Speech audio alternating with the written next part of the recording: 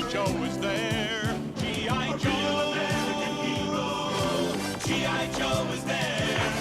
It's G.I. Joe against Cobra the enemy, fighting to save the day.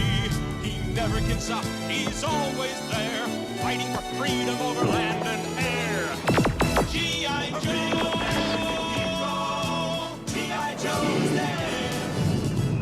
G.I. Joe is the code name for America's daring, highly trained Special Mission Force. Its purpose, to defend human freedom against Cobra, a ruthless terrorist organization determined to rule the world.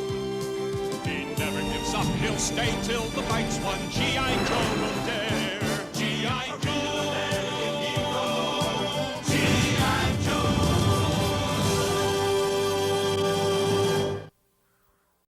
Hello guys. So, nandito tayo sa panibagong YouTube video ko. Welcome to my YouTube channel. Shoutout dyan sa mga batang 80s, 90s na mahilig sa mga action figure, lalo na tong G.I. Joe. Okay? So, isa ako sa mga collectors sa mga G.I. Joe nung panahon ng bata pa ako. So, mahilig talaga ako sa G.I. Joe. So, kinukolect pa ko siya. So, ang dami kong mga G.I. Joe noon. So, mga almost 30 na collection ko ng mga G.I. Joe. So yung simula ko sa 2, sa 3, tapos dumami. Kasi uso pa noon ng mga 90s na yon, yung palitan ng mga toys. Kumbaga palitan kayo kung sino magandang kilalang action figure, yan yung Ninja Turtle, o palit tayo, ganito ganyan. So ganoon ang palitan noon ng mga G.I. Joe. So kung sino yung bida, sinong kilala, mas malaki yung palitan. 2. O palitan ko yan, 2. Ito, bago to. Ganun yung palitan noon ng mga batang 90s. Yun yung naalala ko. So ngayon guys, so dumating na yung in-order ko. So ito kasi mga action figure ngayon ng mga G.I. Joe. So classified siya. So nirelease siya tsaka mas malaki.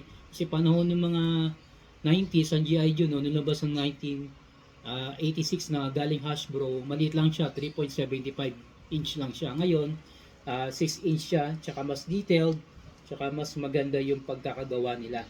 So, mas talagang mas in-upgrade nila. So, yun guys, samahan nyo ako, i-unbox natin tong parcel ko. Tara na. Yan. So, hello guys, so nandito na tayo ngayon. Ready natin i-unbox yung ating parcel. So syempre kailangan muna natin ng tools para mabuksan natin yung box. So meron tayong scissor para pagbukas niyan, and then meron tayong ball pen. So kakakay bakit may ball pen, so tingnan nyo na lang guys ha. Okay, simulan natin pag-unbox ng G.I. Joe, si Buzzer. So galing to sa online na in-order ko sa Shopee. So kadarating lang. So samahan nyo ako sa pag-unbox ng itong parcel ko. So tara, simulan natin, buksan na natin. Na-excite na rin ako. So yun, kunin na natin yung ball pen. So kita nyo kung saan ko gagamitin yung ball pen. So tingnan nyo guys. Yan. So tanggalin na natin itong mga naka-sticker. Yan. Yan. Buksan natin, baka masundot doon sa loob. Okay, so pag hindi nabuksan, gagamitan natin itong nagamit ko kasi minsan itong gunting para mas mas natatanggal yung niya, yung duct tape na nilagay. Okay, so yan, pikin na lang natin dito. Yo. So yan, kita na agad natin. Nalagad natin yung box ng G.I. Joe, si Buzzer. Okay, tanggalin natin itong box nito. Yan. Naka bubble wrap siya. Okay, so tanggalin natin yung bubble wrap. Yung bubble wrap. Yan guys. So silyado yung pagkakaano nila para protection, kaya meron siyang bubble wrap. In case of mababasagin siya, ito yung protection, malambot yung bubble wrap niya. hindi siya mababasag. Ito naman hindi naman siya mababasagin, fragile ka na nakalagay, pero syempre kailangan din yun. Ayan, kailangan din tong bubble wrap. Okay, ayan, tanggalin natin pagkakasilyado. Okay lang yan guys kung makalat. Ganyan talaga pag nag-unbox. Okay, yun. So ayan, ito yung box ni Buzzer. So yung box ngayon ng mga mga na-release ngayon, kasi pang ilang wave na rin kasi ito eh. So ganyan na siya. Bago na yung box niya. Kasi yung ibang mga nauna, kita yung loob, kita yung action figure agad. So ngayon, picture na lang siya, graphics, drawing nung item, yung action figure. So maganda rin yung pagkaka gawa ng box niya. Tapos yung logo ng G.I. Joe, naka-imprinted siya na mararamdaman yung naka-involve siya, yung nakaangat. Okay, so yan si Buzzer, isa siyang Dreadnought. Yung Dreadnought, yung grupo nila. So ang original tatlo silang Dreadnought, papanood sa TV. Si Torch, yan nga, si Buzzer, si Reaper. And then yung mga ibang Dreadnought, si Zartan, yun yung pinaka-leader nila na Dreadnought. Tapos may mga sumunod pang ibang mga Dreadnought. Marami rin kasi mga Dreadnoughts eh. So pero itong sila Buzzer, Reaper, Torch, sila talaga yung mas sikat, tsaka sila yung original na Dreadnought. Okay? So yun. So balik tayo dun sa box niya. So ito yung mga accessories ni Buzzer, yung mga gamit niya. Okay, kaya siya tinawag na Buzzer kasi yung axe niya, tawag dito chainsaw. Para siyang yung hindi parang totoo. Yun ang tunog na kaya Buzzer. Ganun yung pagkakaalam ko. And then meron siyang background. Siguro isa sa mga talent niya yung pagda-drums. Kaya meron yung background ng drums. Kaya may gitara. Yun. And then nakalagay nga dito, G.I. Joe Classified Series came from Hasbro. Yan. Napit natin para makita nyo. Nakalagay dyan, Cobra, Dreadnought, Buzzer. Okay? So, panoorin nyo din ako sa mga ibang unboxing ko. Nandun din sa video ko si Torch, tsaka si Reaper. Yung unbox ko rin doon. Okay? So, pumunta tayo sa box sa side. Ayun, yung drawing niya, yung picture niya. Okay? Si Buzzer. Number 106 siya. So na-release pang 106 na. So ang dami na pala. 106. And then ito yung back niya. Code ng box. So makikita natin diyan yung action figure si Buzzer, tsaka ilan yung inch niya. Kung gaano siya kalaki. 6.2 inch. Ano? Diba? Yun. Tapos yung accessories, yung mga gamit niya. Yan. And then yung kanyang logo ng Dreadnought, bungo, no? And then yung tattoo niya, ayan, Buzzer. Okay. And then sa baba, okay, yung mga precautions, and then yung mga copyright, and then Hasbro. Okay. Next naman sa second side, andyan yung drawing, picture ni Buzzer, 105, and then meron tong scanner. Pwede yung scan to, nilalabas daw dito something na special. Ewan ko ano yun, pero hindi ko pa natatry. Wait, kayo try nyo lang di pag meron kayong may nakuha kayo mga ganitong G.I. Joe, bumili kayo, scan nyo. Okay. And then dito sa upper box, ayan yung logo G.I. Joe Classified Series. Okay. And then sa bottom, and then yung barcode naman niya. Okay? Okay?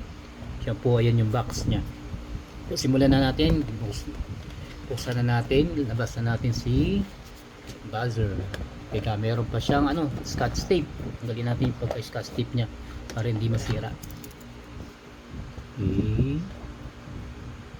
Ingat lang guys kasi yung box maganda Pwede natin siyang collection pa rin para hindi masira yung yung box niya. So tanggalin na lang natin yung pinaka scotch tape para baka mapunit pa eh. Yan, ganyan lang muna natin scotch tape. Yan, yan, okay, konti na lang. Ito na pa, may naiwan pa scotch tape. So yan, shoutout sa mga batang 80s 90s dyan, yung mga nagko-collection din ng mga G.I. Joe. Please comment kayo ha, pakita nyo rin sa akin yung mga collections nyo. Okay, so yan, so ilahin na natin tong box na to. Sigurado ito si Buzzer. Ayan, si Buzzer. Tapos yung kanyang background, yung picture niya. Okay, lagay muna natin dito si Buzzer. Kunin muna natin yung accessories niya. Ito, para siyang treasure, yung treasure box. Palagay yung 106. Yan, 106. And then meron yung logo ng Cobra. Logo ng Cobra. Okay, tapos nakalagay yung pangalan niya, Dreadnought Buzzer. Okay, and then sa box, so wala na laman guys. So, nilabas na natin lahat. Sarado na lang muna natin, ilagay natin dito para may maganda tayong background. Okay, so dito muna tayo sa accessories niya. Buksan natin tong treasure box niya. So, naka scotch tape din siya. Scotch tape ba? Ayan. Natin. Ay, dito pala sa taas guys. Ayan. Okay, yan. And then ito, naka-plastic siya ng mga logo ng Cobra at G.I. Joe. And then yung manual to. Oh. Manual. Lagyan natin dito sa loob para hindi mawala. Okay, so buksan natin yung plastic na to. And dito yung mga accessories ni Buzzer. Kasi natin mo itong yung gunting. Yan. Tapos balik na lang natin dito yung plastic nya. Nalagyan na yun.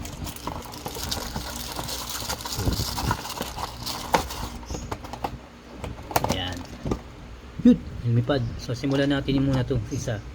Ito ay yung knife nya, kanyang kutsilyo. Okay, made of plastic siya, tapos silver yung pinaka tulis nya, and then yung hawakan. Okay, next, so ito kanyang axe na to, tapos yung kanyang matatulis na ngipin, yan o, galing yung pagkakagawa. So silver siya, made of color silver, detail na detailed. Tapos yung handle, ito yung handle, yan yung handle, galing guys. Okay, sa kabila, yan. Axe, siguradong pag hinampas sa'yo to, patay ka. Joke lang. Yan. Then next, ito yung gun, 45mm gun. Handgun nya, sobrang liit. Yan. Yung handle nya may kulay silver. Okay, next is yung kanyang sunglass. Ang salamin niya, sunglass ni Buzzer. Okay, maliit, masyadong maliit na. Yeah. Pero ang ganda pagkakagawa niya. Detail din yung salamin, diba? Okay. And then yung ito pa, meron pa siyang isang axe, palakol. So comment guys kung anong tawag dito. Meron siyang kadena eh, kadena sa yung pinaka handle nya, no? Ayan. Diba? Ganda yung handle nya, o color silver din siya. Okay, and then yung pinaka weapon nya, ito yung chainsaw. So ito, nakakatakot yung chainsaw to. Kung yung movie, diba, The Chainsaw Massacre, ang tindi, grabe doon. Nakakatakot panoorin, talagang minasakar. Okay, so yan, ang ganda ng detailed niya, tapos yung handle niya, diba guys, no? Yung handle ng chinso ni Buzzer. Okay, so yan. So yung accessories niya ay 3, 4, 5, 6, 7. 1, 2, 3, 4, 5, 6. 6 lang pala. 6 lang guys. Yan. Ang kanyang accessories. So punta na tayo kay Buzzer. Action figure si Buzzer. Yan, nabululan naman siya. Patanggalin natin tong mga nakalagay na to para matanggal natin si Buzzer. Parang mahirap tanggalin siya. Ayun. Yung pinaka-clip niya. Yun. Diba? Nalaglag. Matanggalin natin siya.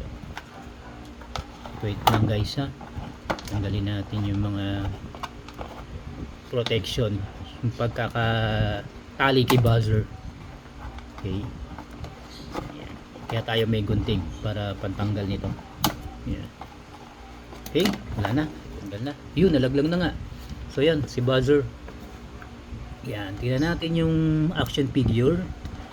Review natin kung gaano kaganda siya. Okay. Ito to. So tingnan muna natin head sculpt niya. Yan, yung mukha niya. Left, pwedeng left, right. Nakakayuko siya, and then nakatingala. Okay. And then yung kanyang side view. Wow. Tingnan nyo guys yung pagkakagawa ano niya, sa hair niya, no? May linya pa talaga. Tapos yung kanyang buhok, mahaba yung buhok niya, oh. Sa likod. Galing siya, ang galing din pagkakagawa naman. And then yung kanyang nasa dibdib niya guys, yung granada, and then yung kanyang logo. Okay. And then may tattoo siya dito sa braso, sa bandang kanan. Yung tattoo. Meron siyang tattoo. Okay. Yung mga dreadnought na to, ito yung mga punkista, mga punk. Sila yung mga punkista ng mga okay. And then yung kanyang hand gloves kulay brown. Then meron siyang wrist. And then sa kabila, yung kanyang relo. Meron siyang watch. Yan. Okay. And then doon tayo sa kanyang waistline. Ayan. Oops. Yung waistline. Okay.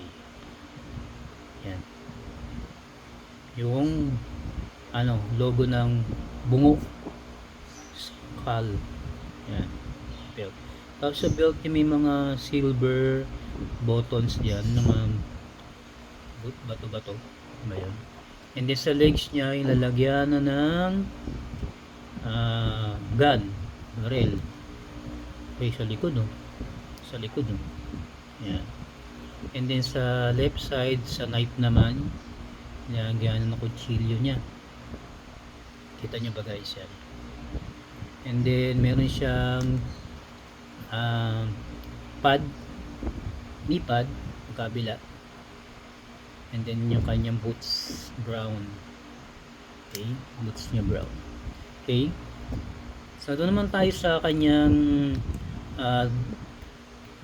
tawag dito, pagbebend ng mga kung gaano siya pwedeng, hanggang saan yung kanyang galaw.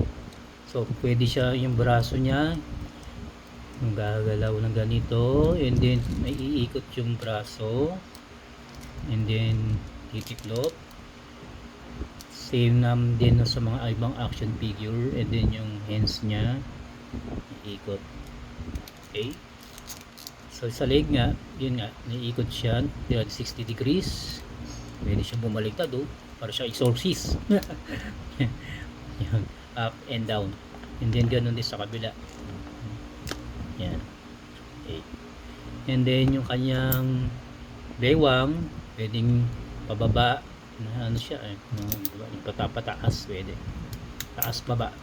Then pwede siyang umikot. Yan. 360 degrees din. O yan. Manananggal na. Exorcist na. Sorry, hindi manananggal. Exorcist na. And then yung yan. Legs. Yan. Nabibend. Ha? Yun. Yan yung pag-bend niya. So lahat na action figure naman ng mga ng classified. So almost lahat naman ng stretch naman siya, nabibend lahat. And then yung toes, yung paa niya. Ayan. Kaya bend din. Up and down. And then iikot naman siya. Ayan, ikot din. So yung ganda ng articulation tsaka yung mga bodies niya, lahat naman na i-stretch siya, i-bend siya. So kahit anong action pwede sila. Okay? Ayan, split again, parang bandam. Diba? Yan. So yun guys. So ang ganda ng buzzer natin, no? So lagay naman natin yung kanyang sunglass. Natin yung kanyang sunglass. Nasa, where are you? Mawala yung sunglass ni buzzer. Ay, naku, saan napunta? Ayun. Okay. Huwag magpanik. Yan, nagpapanik agad. Okay. So yun, baliktad pa. Natin yung salamin ni buzzer. Yan. So yun, mahirap ilagay para siyang, ayan, hindi siya masyadong pipit. Yan, lagay na natin may. Okay. Yan. Si Buzzer sa cartoon laging nakasalamin, hindi siya nagtatanggal. Pero dito sa action figure, so nakita natin talaga yung pinaka itsura at mukha niya ni Buzzer. So lagyan natin yung kanyang ito muna. Lagyan na natin yung handgun niya dito sa lalagyanan. Kabila. Sorry. Kabila ba? Okay. Kabila nga. Sa likod. Okay, and then yung kanyang knife naman dito. Sa likod lang yung niya, no? Guys, yung kanyang handgun. And then yung siguro secondary weapons niya yan. 'Di ba? Secondary weapons niya. Yan, nasa likod lang. And then yung dalawang axe niya, lagay muna natin bago yung kanyang main weapon. Pakita ko lang sa inyo guys, no? Pag nakalagay, hawak-hawak niya. So, yung mga fingers ng mga G.I. Joe, meron isang daliri na naka hiwalay para sa paghawak yon. So dinisign siya tayo sa pag-handle ng mga gamit nila. Ayan, natanggal na yung salamin niya, ni Buzzer. Okay. Next, yung isa. So yung mga gamit ng mga dreadnoughts talaga is for more on construction, diba? Hindi siya talagang weapon na nasabi natin pang combat. Paninira ang ginagawa nila kasi paninira ng mga gamit, mga gamit ng mga G.I. Joe. Yan, si Buzzer. Forma natin, tayo natin, hawak niya. And then yung kanyang sunglass, balik natin. Natanggal eh. Yan. Forma ni Buzzer. Yan. Kita nyo guys. Dito tayo sa gitna. Para kita nyo. Yan. Okay. So yan si Buzzer. So palitan man. So nakita na natin na hawak niya tong mga accessories na to. Doon naman tayo doon sa pinaka main accessories niya, yung kanyang chinzo. Lagyan natin chinzo. Gayahin natin guys yung kanyang box. Yung pagkaka-action niya doon sa box. Hawak-hawak niya yung chinzo. Okay. So lagay natin pababa. Ito, pag ganyan. Hawak niya na handle niya. Yan. And then hinawakan niya dito. Yan. Sa handle na malaki. Uy. Yan. Wow. Diba? So ang ganda ng mga action figure talaga ngayon ng mga G.I. Joe, no? So kayang-kaya nila yung mga iba't ibang klaseng actions. So nakalimutan natin yung salamin. Natanggal talaga yung salamin eh. Iyon! Dreadnought Buzzer. So forma. Kamukha na ba? Hindi pa. Yan. Pag ganito. Iyon! Pataas. Yan. So yun. Yan guys. Si Buzzer. Tama ba? Dating natin yung G.I. Joe Buzzer. Tapos nakaganon yung paa niya.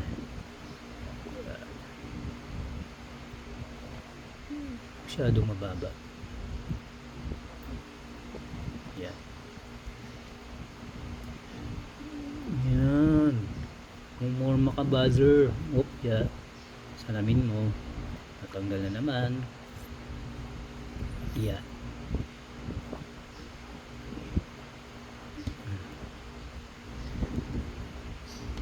Yun na nga natin siya. Kulit niya eh.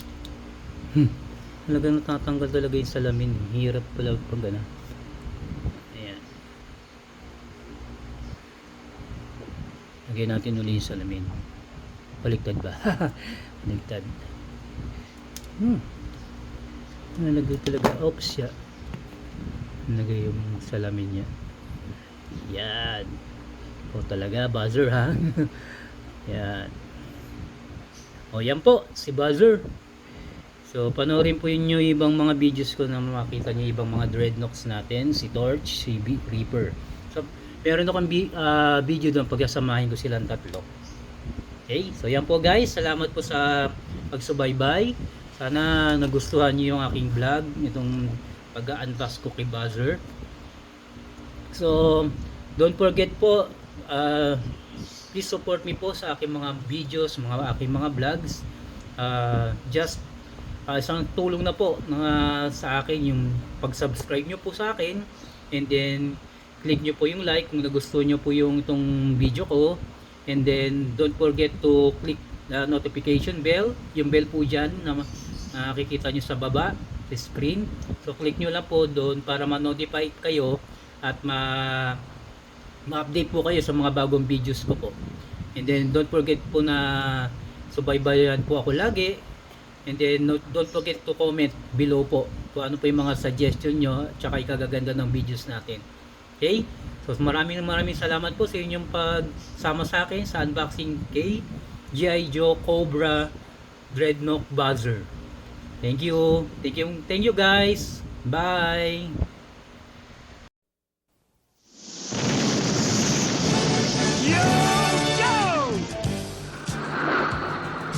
Fight for freedom wherever there's trouble.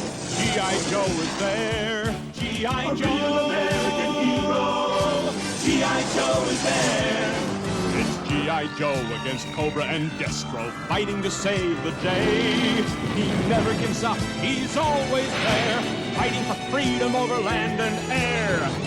G.I. Joe, American hero. G.I. Joe is there.